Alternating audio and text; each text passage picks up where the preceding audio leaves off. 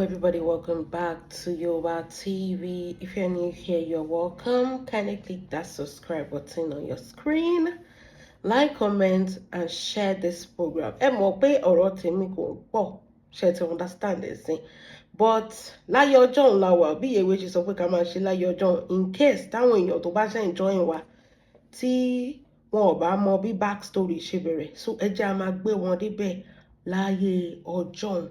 But question kan tí mo ní ni pé èmi máa yọ àwọn point kankan jáde fún yín nínú láyé ọjọ́ because àwọn Yèyé Yínká ti ń ṣe show yẹn ṣé ti yé yín sí, so ẹ lọ máa wò lọ́dọ̀ Yèyé Yínká lórí Facebook, Yèyé Yínká TV. So speaking of that, I have some questions concerning ṣé lóòótọ́ ni rédíò gbé Bọ̀dá Láti wípé wọ́n lọ talẹ̀ onílẹ̀ wọ́n wá ń wá wọn? Ṣé lóòótọ́ ni ajagun gbalẹ̀ ni Lizzy lọ? Ó ṣe wá ń yé mi because if you're trying to pin it together, olè lọ́rẹ́ olè máa ṣe now. Ọkọ olè, ìyàwó olè, ó máa yé everybody now. Ṣé lóòótọ́? Because if you look at it, it could make sense. This is the same Lizzy tá a mọ̀ pé she brought herself up to where she is, according to her. At this point, we cannot verify anything. With everything we can see now, something is just not adding up. Then looking at the kind of man she picked, I'm obìnrin náà stupid now when it comes to husband choices.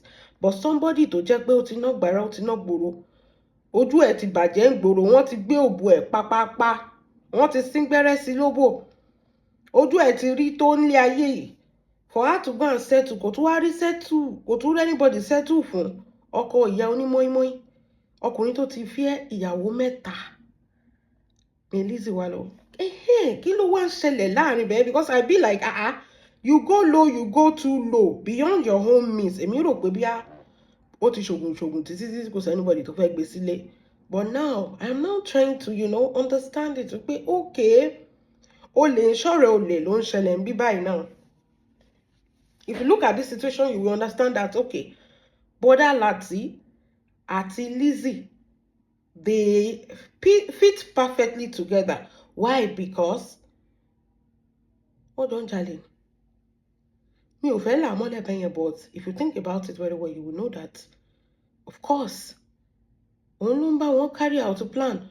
Lizzy ló máa múṣẹ́ wá, Bọ̀dá Láti máa jagun gbalẹ̀. Of course! In as much as Bọ̀dá Láti ti ń jálẹ̀ gbà, ajagun gbalẹ̀ ní Bọ̀dá Láti. What is now the big deal, yo? Allegedly, yo. When allegedly will save anybody more, why she mama lo allegedly no ni? Because if you look at it, it doesn't make sense. A man that has 4 children with his 3rd wife, you went to hijack the man from the family. Kì í ṣe pé láti lówó lọ́wọ́, kì í ṣe pé ó rí ṣe, kì í ṣe pé ó ní anything, but ó ní kinní kan, wọ́n lè jagun gbalẹ̀ onílẹ̀. And you, as we know, you want to sell land by fire by force. So you need somebody, partner in crime, that will be helping you carry out your dirty work. Ó dàbí ẹni pé tó bá kúnyàn, èmi kàn fi ṣe example ni, èmi ò sọ bẹ́ẹ̀ o, ibi tó bá wù yín kẹ́ mú lọ, I will deny it wherever you say it yo. Wípé tí àwọn bá jẹ́ èèyàn tó ń kú èèyàn, tó ń pa èèyàn, àbí tó ń ta ọkàn èèyàn, tó ń ta kíndìnrín èèyàn, ọkọ ló máa ṣe disposable work yẹ. Tẹ́ bá ti lè yọ nǹkan tẹ́ fẹ́ yọ tán, ó yá ẹ̀dẹ́lẹ̀ tó kù sórí àìtàn. Tẹ́ bá yọ tí Bọ̀dá Láti fi ń wọlé lóru. Ṣé kì í ṣe pé àwọn Bọ̀dá Láti ló máa ń wáyàn lórí ilẹ̀ onílẹ̀ tí wọ́n máa pààyàn sórí ilẹ̀ onílẹ̀? Because tẹ́ bá rí Ṣọlápé lẹ́nu ọjọ́ mẹ́ta yìí, Ṣọlápé àbí sometimes ago, Ṣọlápé used to be like, Harmony Estate pààyàn sórí ilẹ̀. It takes somebody tó ti pààyàn sórí ilẹ̀ kó tó mọ̀ pé èèyàn kan pààyàn sórí ilẹ̀. I'm just speaking outside the box. I'm not saying that all these things is just me thinking outside the box. I'm just saying. It takes somebody to know that, with pictures and evidence, to know that, tó ṣe wọ́n pààyàn lójú ẹ̀ sórí ilẹ̀ ni.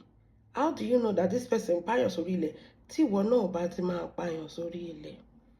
Ajagun gbalẹ̀ ní Bọ̀dá. It no make sense. This is like partners in crime. So kò sí nǹkan tí Lizzy bá fẹ́ ṣe, àbí kò sí nǹkan tí Láti bá fẹ́ ṣe, Lizzy ò ní túfò. Kò dẹ̀ sí nǹkan tí Lizzy bá fẹ́ ṣe, wọ́ọ́rọ́wọ́ ni, kì í ṣoògùn sìn. àwọn méjèèjì ti jọ tọwọ́ ara wọn bẹ̀jẹ̀ ni, so it's now obvious.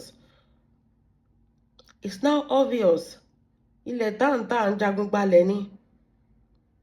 Ẹ̀yin tẹ́ ti ra lẹ̀ ń bẹ́ẹ̀ hope you are ṣe ń dé torí ẹ máa rò pé wọ́n jagun gbalẹ̀ fún yín.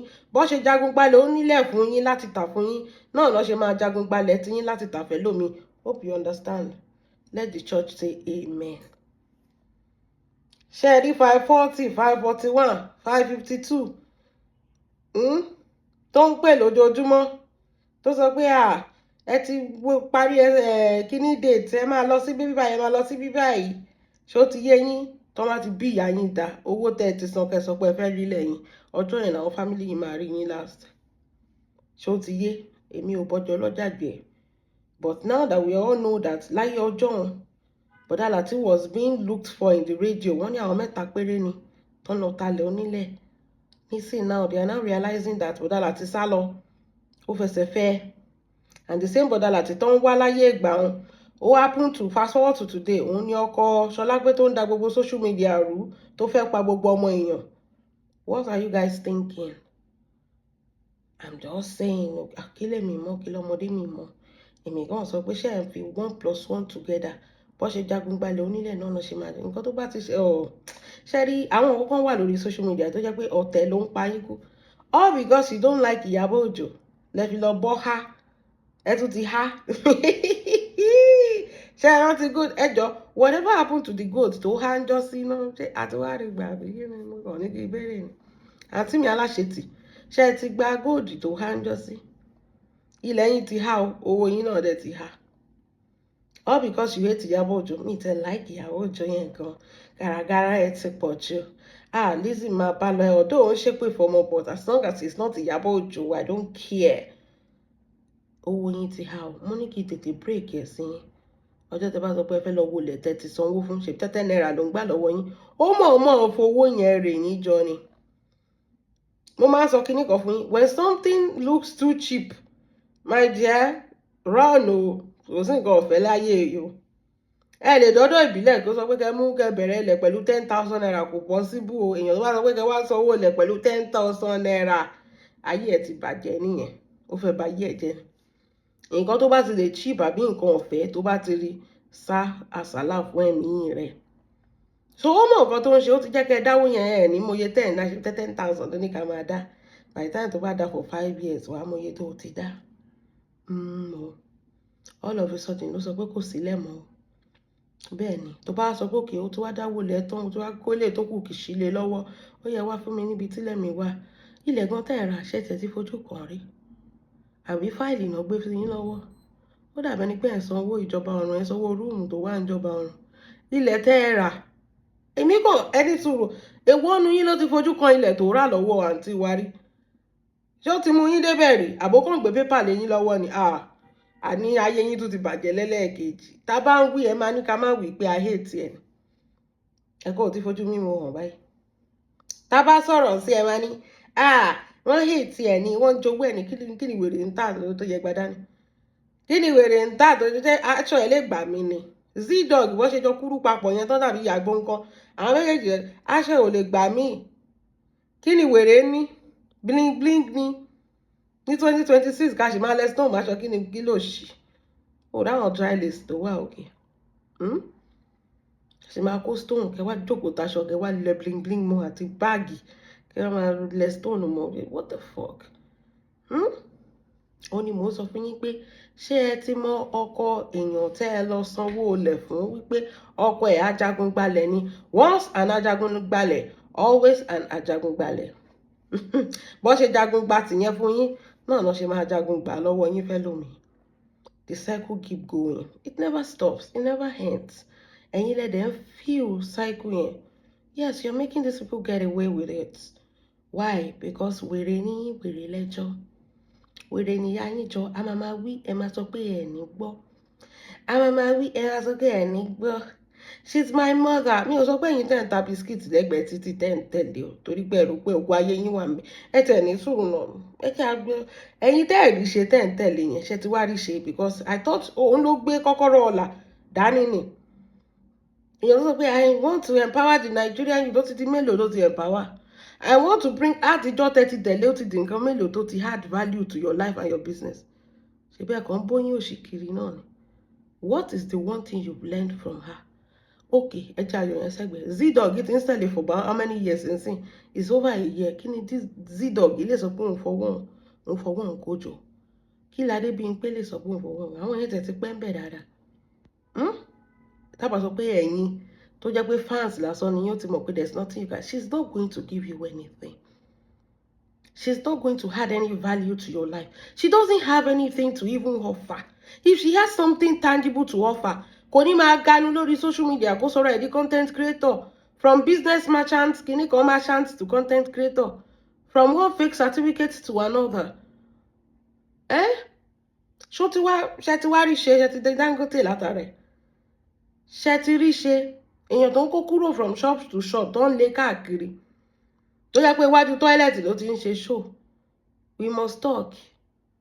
Ṣẹ́yìn tí wá rí ṣe látàrẹ̀? Sorry o, ẹ má jẹ́ kó dùn yín o.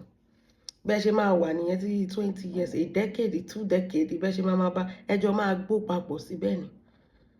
Ẹjọ́ máa gbó papọ̀ because one thing she has and she know how to do is kó ra kádàrá èèyàn sọ́dọ̀ ẹ̀. O ò ní mọ̀ because ọ̀rọ̀ tó ń sọ máa dùn mọ́ ẹ. You will not know that you are wasting your time, you are wasting your effort, you are not adding any value. Wọ́n ní mo sọ pé give me one value tó ti add it live on. Give me one business tó ti ṣí fún yín. Give me one way. Ṣé customer ló ti pè wá fún yín? Òun kan tí ò lè pè customer fún ara rẹ̀. You think it's lásán kan cancel èèyàn? Nobody is coming to the shop is always locked. The mall is always locked. There is no clothes anywhere. Ọjà ti tán ṣọ́ọ̀bù nǹkan bísí ló ń jẹ́ bẹ́ẹ̀. Ọjà ti tán ṣọ́ọ̀bù. Ibẹ̀ ti di aṣálẹ̀. Koríko ti wù ń gbogbo bẹ̀. Jàǹkáríwọ̀ ti kún bẹ̀. Ìgbà ilẹ̀ ìjẹ́ ìwà kẹ́ni lọ tẹ̀sán pé ẹ ti rí ìyá dáadáa. Now our mother be this so. Iná get another one. Now your mama be this so. Ẹ̀rí páyé yín ti bàjẹ́. Ẹ̀rí páyé kí lẹ rí mú bọ̀ sí? Kí lẹ ti rí mú bọ̀? Bàbá wí ẹ máa níyà. Wọ́n hate ẹni. Wọ́n jẹ́ wíwèrè ni. Láìkí ẹni. Ẹ̀yin tẹ́ láìkẹ́ kí lẹ ti dà látàrí. Ẹ̀rí bó ṣe ń mú wá yí ọmọlé lẹ́ni. A tún pa mí lọ́la. Ó kàn yí gbogbo ẹ̀ fún yín. Ó kàn róòlù gbogbo ẹ̀ fún yín. Ẹ̀yin náà kò jẹ rọ́ṣọ̀ọ̀sì bí Indomie. Look at your life. See your life. Ẹ wọlé ayé yín. Ẹ tún ti bọ́ ha. Níbi tẹ́ ti ń gang fight kiri. Ẹ tún ti bọ́. You don't even need to like Iyabo Ojo for you to understand that Lizzy is gone. I don't know. Me, mojú tẹ́ fi ń wò. Ṣé bẹ́ẹ̀ ló ṣe lo kádàrá yín tó yẹn? So that you cannot realize that this woman, ó ti tán fún. She's now a full-time content creator. There's no business anymore. There's a business when tẹ́sẹ̀ bá ń wọlé, tẹ́sẹ̀ ń jáde, tẹ́sẹ̀ ń wọlé, tẹ́sẹ̀ ń jáde. Ó ti jẹ́ mélòó tó sọ pé ṣó ti ẹ̀ fi business account ẹ̀ síbẹ̀ tó bá ń ṣe show mọ́ sí. Ó ti ẹ̀ ṣó ti ẹ̀ fi sí mọ́. Ẹsẹ̀ òdàmbì kan náà ń pè ní business. Gbogbo ẹ̀ ti ṣe kí ni? A lọ léni, a lọ lọ́la. Àwa ló fẹ́ impress. Kí ló kàn wá? Kí ló kàn rú tiwa? Àwa la bá yẹ̀ jẹ́ ni. Tí wọ́n sọ fún ni. Yẹwé sọ kíní kó tó di pé gbogbo kíní ìbẹ̀rẹ̀. Please don't do the tẹ́bẹ̀tẹ́bẹ̀ ni Yẹwé sọ fún. Má ṣe kíní. Ìwọ ọmọdé yìí ò mọ̀ nǹkan tó ń pè fracas. Ìwọ ọmọdé yìí ò ṣe kíní kan. Ẹjọ́ ta ló yẹ kó sọ fún sìn báyìí? Ẹ̀yin tẹ́ ń jíjà ẹ̀ náà ni. Tẹ́ ń sọ agẹ́ tẹ́ ń jíjà. Can you even save her? No, she cannot save herself. You can't save her. At the end of the day, ẹ tẹ̀ wá lọ́jà gan tó ń ra. Òun náà ti sọ pé ẹ tún rajà, ẹ tún jẹ gbèsè. Ṣé onígbèsè ni gbogbo yín? Ṣé onígbèsè ni gbogbo yín ni? Ẹ̀yin ẹ tún bà business ẹ jẹ́. Ẹ̀yin tẹ́ sọ pé ẹ follow ẹ tún rówó san. Ó tún ṣe wá ń kọ́ yín out online. Ẹ̀yin lẹ bá yé obìnrin yìí jẹ́. Ẹ mọ̀ pé ẹ ní owó tẹ́ ẹ fẹ́ san. Kí ló dé tẹ́ lọ engage in the first instance? Ẹ wá jẹ́ kó jẹ gbèsè. Kí ló dé tẹ́ lọ engage? Ó wá fi gbèsè rọ gbèsè. Bẹ́ẹ̀ ló tún ṣe court case by the side. Bẹ́ẹ̀ ló ṣe court case by the side. Ó mà ṣe o. It is well with your soul. Ẹ̀yin èèyàn kan tí mo rí nìyẹn láyé ọjọ́ ọ̀la wá gbé wá gbé Ajagungbálẹ̀. In case tẹ́ ẹ bá mọ̀, Ajagungbálẹ̀ ni ẹ̀gbọ́n wa ààrẹ àwọn Bọ́bàṣẹ̀sìn. Ajagunbalẹ̀ ni wọ́n. So tó bá ti lọ kówó ẹ̀ lọ síbẹ̀, bó ṣe jagunbalẹ̀ onílẹ̀ láti fún ẹ náà lọ ṣe máa jagungbàtẹ̀ láti fún yàn mí. The cycle keeps going.